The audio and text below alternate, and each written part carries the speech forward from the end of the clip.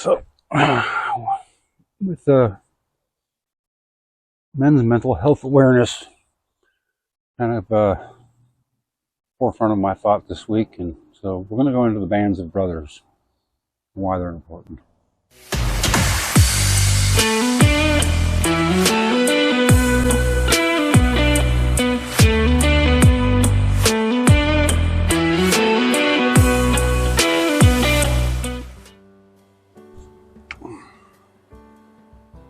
Afternoon, all.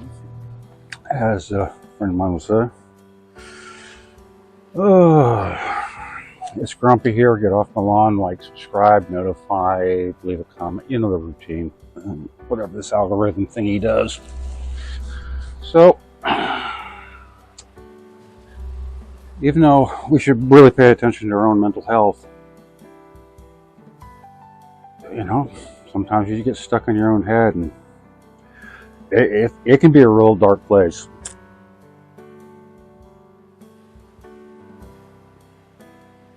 I'm not necessarily stuck in mine right now, although I've been dipping in there once in a while.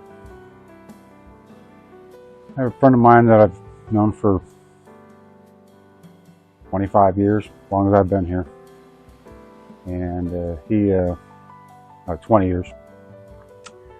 He helped me get out of a real dark place when I went through a divorce of 25 years. And this is, over a decade ago. So I'm mostly over that. Just kidding. I'm completely over that. I'm very happy with my wife, and I love her to death. She's one of the best things that ever happened in my life. She has been my rock. She knows me better than anybody else. But there are parts that she doesn't know. And it's not necessarily on purpose, it's just I'm not comfortable with it. It's parts I don't even share with myself. Which, I know it doesn't sound right, but as men we tend to compartmentalize things. Captain Black today. So,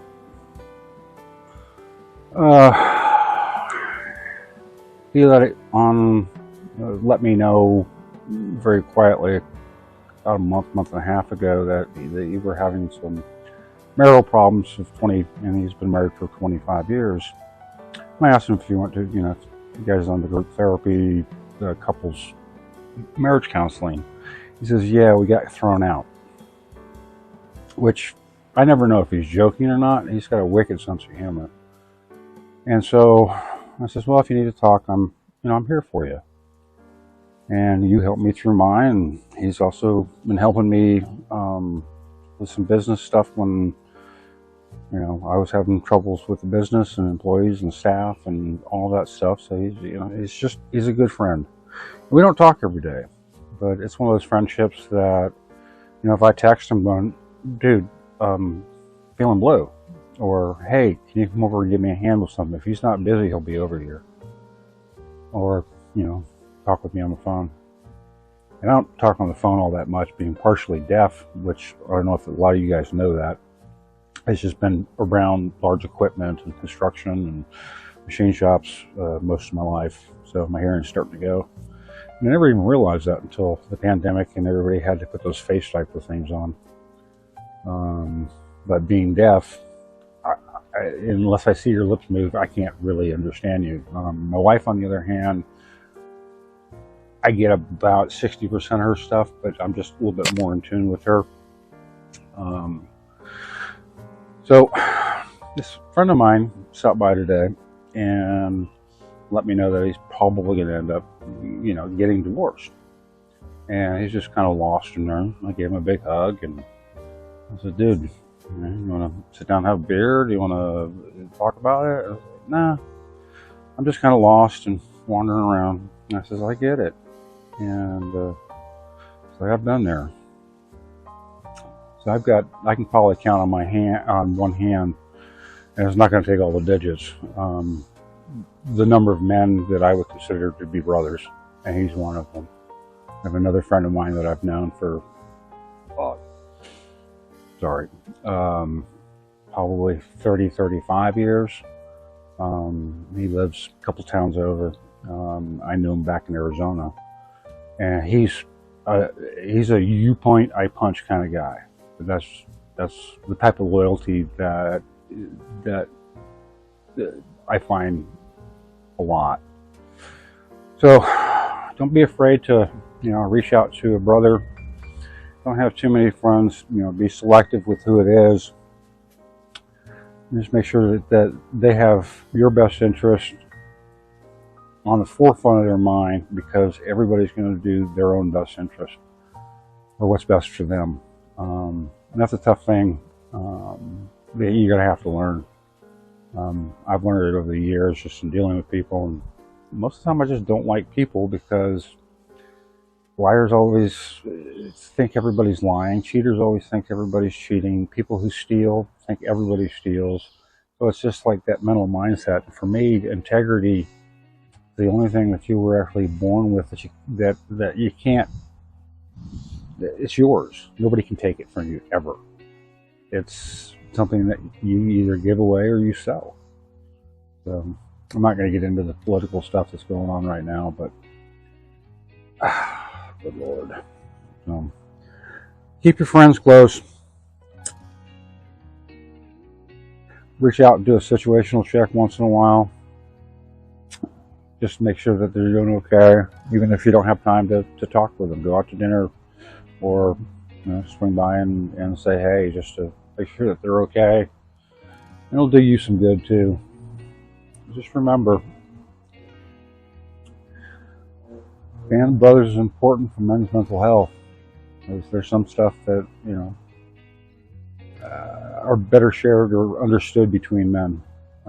We just have a lot of the similar experiences. Funny thing is like most of these friends of mine are about my age, so we're all in between 50 and 60.